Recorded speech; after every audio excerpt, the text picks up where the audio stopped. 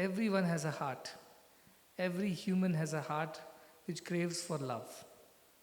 And whether it's the prime minister or the president or a pauper or a peasant, whoever it might be, they all crave for this love, which is so basic, fundamental to human existence. And wherever they experience this pure love, they're inspired. Because there is something in them that connects immediately to this source of pure love. And that is the secret why these so-called state heads are so charmed by whatever is said and how conversations happen about things much beyond even their imagination as politicians and political leaders and statesmen. So yesterday definitely was a historic day, not because we celebrated the first year anniversary, but because the best of the people of this nation, who are leading this nation at this point in time, they all gathered under one roof and tried to understand what we were doing.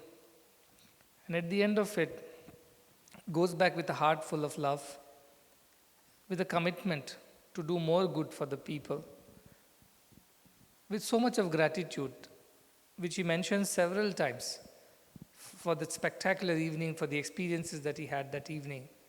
Goes back, and mind you, he's an army man, he's somebody who led the army at some point in time, but with such a soft heart. And this heart softened because of what he saw and experienced. Pure love in the room.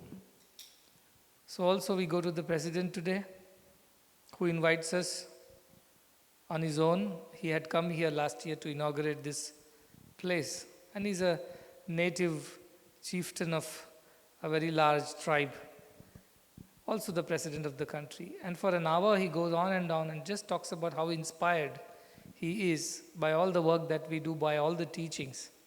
And he follows us on Facebook and things like that. And he goes on saying, I used your ideas for my presidential speech. It was so inspiring, and what you're doing is changing the world. And I'm learning so much from all of you. He repeats it again and again, several times. What is happening in the world? That's what Sumit was wondering.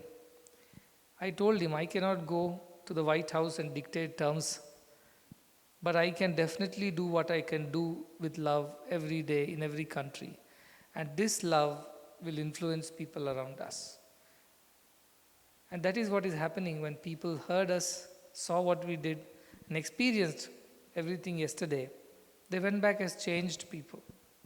They might have come as politicians and statesmen, but they went back as better human beings, more committed to do more good for the society. And that is the transformation we are bringing about. It's a very silent revolution. It's not loud and bold like it was in earlier days. It's a very silent revolution that is happening around the world. And this is a story of so many countries where this is already happening.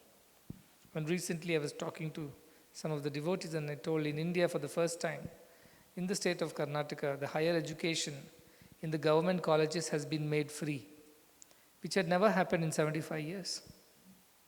And this is for all the people, anybody who studies in the government college.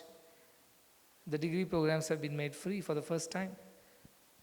And then, as we do these free colleges and schools and hospitals, a large NGO, which is run by a very important person, who is the head of a religious organization, and they have a large presence in Karnataka, he calls up to find out how do we do all this, because they have much bigger NGO, much better resources, thousands and lakhs of students, tens of institutions, but they don't run it free. And then, all of a sudden, I see a news article. He announces that he's going to open a free school in every district of Karnataka for the poor. This is how we are influencing the thought process of the society, whether it's private NGOs or whether it's government organizations. And today, when the president said, I actually borrowed your ideas for my speech, presidential speech, this year when you opened the parliament, it's an honor for us. Because these ideas may or may not be quoted like those on the wall there, but these ideas are influencing people people who matter, people who have power at their disposal, people who can do something about the society, they are getting inspired and influenced silently. And that is our work. And that is what I was telling Sumit. See, we don't have to go out and tell things to anybody. We just keep doing what we have got to do, and the world will recognize. And they will come searching for who these people are and why do they do what they do. And they will investigate, they will inquire, they will get inspired when they learn about it, and they will do what they can in their capacities. And so it is important for us to keep doing good work. Nothing else is needed to change the world. Only more good has to be done. And more good can be done only if we have more love for everyone. So this is our way. It's very simple. Love all, serve all is the simplest way. And the more we do it, the faster people get transformed around us. So why are we here in Fiji? To love all and serve all. And why do we go to the US? To love all and serve all. Why do we go back again to India? To love all and serve all to Australia or to Africa or Argentina, anywhere. Simply love and serve.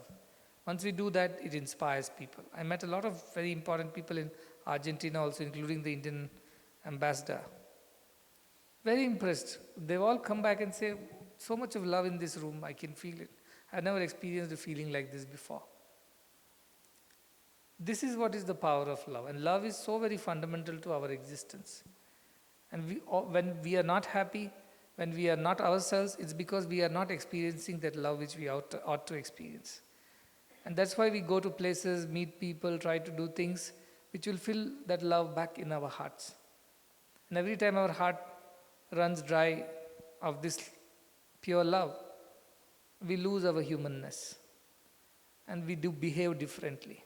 And every time it is refilled with pure divine love, we gain our peace, our composure, our calmness, our divinity. So the whole world just needs more love, nothing else. And more people who love more people will change the world. That is the only solution to this entire problem. There is no other solution. This is what we were discussing with the Prime Minister too. And he said that the root of it all is we need to have love. I said yes, but the only way love can happen is when you start loving first. You don't wait for somebody to love you first so that you can love them back. No, you start loving first, you start giving first, and then they will respond. They will reciprocate. So you don't wait for somebody to love you to make the world better. You start loving, that's your job. That's what we were discussing.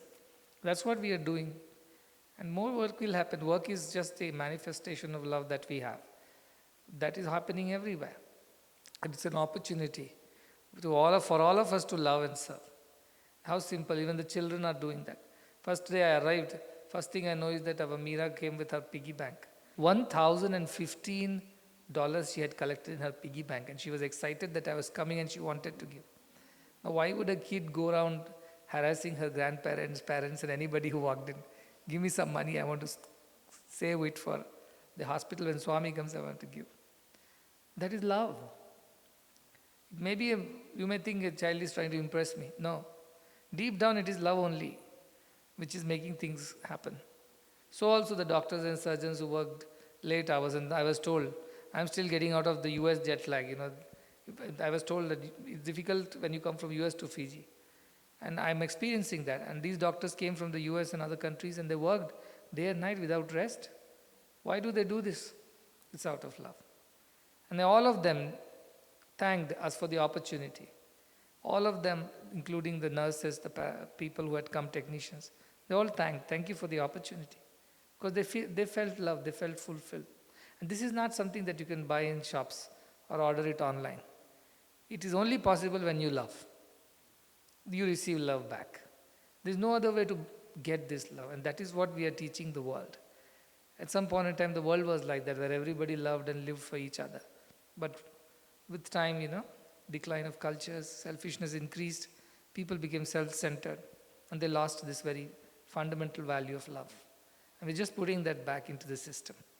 And that's how everything will start working again the way it should be. And you wait and watch. This is just the beginning. From the countries and their state heads and things like that, it will go to world stage. And people will come only to know and learn from us how to love, how to love purely, selflessly. And people will come and get inspired. And this is the way we will influence and change the world. And that's happening one person at a time, one country at a time. But in the matter of probably less than 10 years, you will see the impact of this idea on the whole world.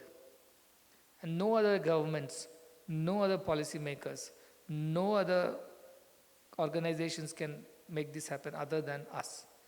It may sound like an overstatement at this point in time, but that sounded like an overstatement 7 years ago when I told there will be a super specialty hospital and people will come from around the place, around all islands. Today it's happening.